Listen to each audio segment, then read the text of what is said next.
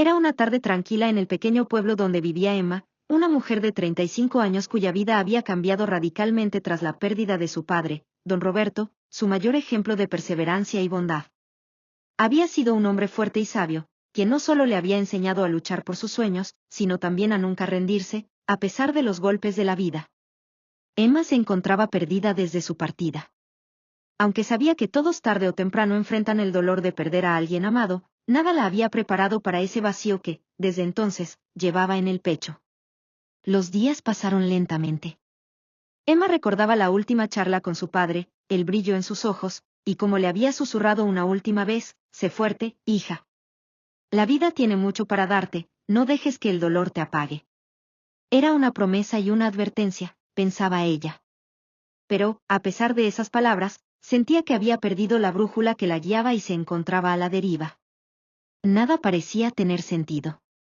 Había dejado de lado sus proyectos y apenas tenía fuerzas para cumplir con sus responsabilidades básicas. Sin embargo, cada noche, en medio de sus lágrimas, sentía que la voz de su padre seguía ahí, alentándola a levantarse.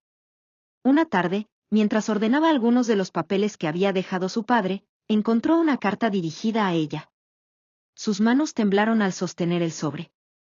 Con el corazón acelerado, abrió la carta y empezó a leer.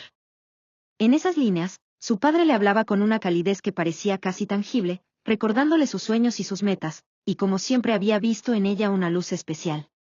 La carta terminaba con una frase que resonó en su corazón: la vida no se mide por las veces que caemos, sino por las veces que nos levantamos.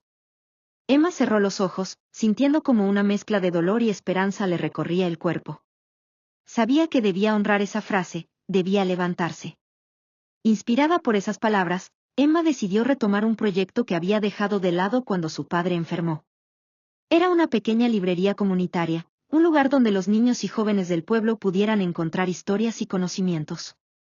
Su padre siempre le había dicho que los libros son compañeros que nos enseñan a vivir, y, en su honor, se propuso llevar adelante ese sueño.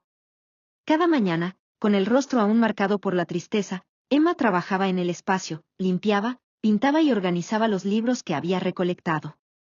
Al principio, fue difícil, había días en los que sentía que no podía más, que el dolor era más grande que sus fuerzas.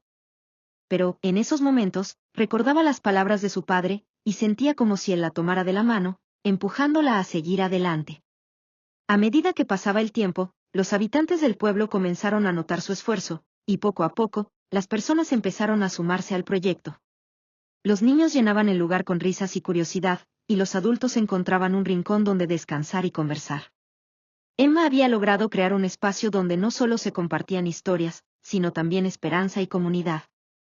Un día, al ver cómo la librería se había convertido en el corazón del pueblo, Emma sintió una paz que no había experimentado desde la partida de su padre. En ese lugar, rodeada de risas y gratitud, entendió que había transformado su dolor en algo hermoso y significativo. La tristeza seguía allí, pero ya no la debilitaba, sino que la fortalecía. Había aprendido a vivir con la ausencia y a seguir adelante, llevando consigo el legado de amor y fortaleza de su padre. Emma comprendió entonces que la superación no era olvidarlo, sino honrarlo en cada paso, en cada acción que emprendiera.